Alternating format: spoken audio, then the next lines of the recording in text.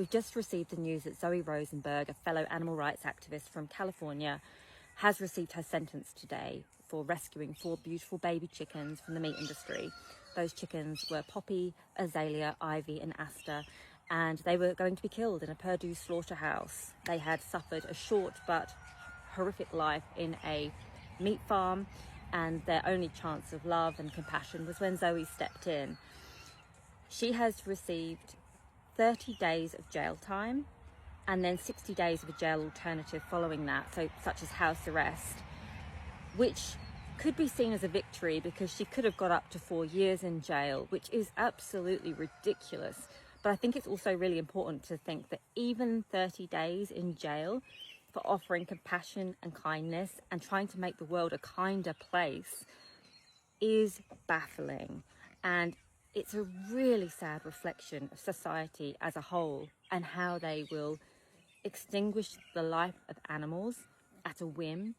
And it's so systemic. It's such a huge industry. I mean, if I think right now of every chicken that's being killed and tortured as I speak, it's overwhelming in every country in the world. And Zoe, all she was trying to do was put kindness out there and to totally change the world for those 4 chickens who had experienced so much suffering.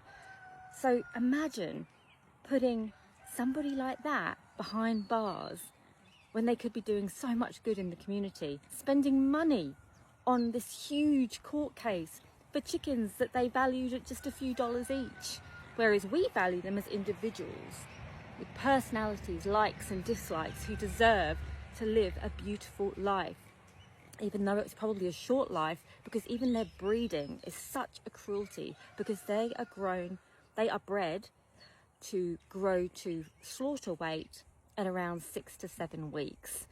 So when they go to the slaughterhouse, they still have blue eyes like baby chicks, and they're peeping the cutest little sounds like baby chicks, and yet they're the size of the chickens you see in the supermarket wrapped in plastic. And I don't know how people shut off from when they go into the supermarket and they see those bodies, how they can compartmentalize to not see the suffering and torture behind that, and that individual's desperate desire to live. Can you imagine how close those babies were to death when Zoe stepped in? They were covered in scratches and bruises already. Can you imagine what other suffering they had experienced, and all of the other poor chickens who are suffering?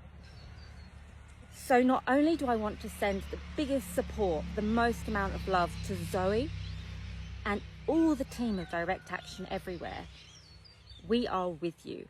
New South Wales Hen Rescue is with you. Australian activists are with you. Farm Transparency Project have done liberations in Zoe's name.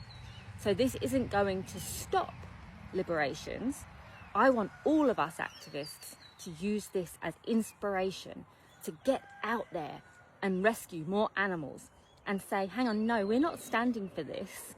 Just because you're trying to enforce that this idea that compassion is a crime, no, we're not going to allow you to torture and kill animals on this massive scale without anyone doing anything about it.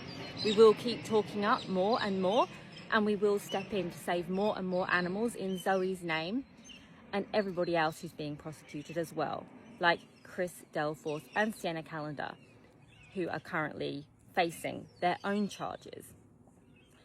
So please use this as a call to action, and please do, if you can find any way to support Zoe.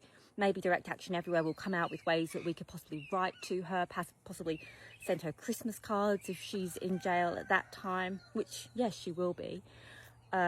We need to stand by Zoe and therefore stand by the animals.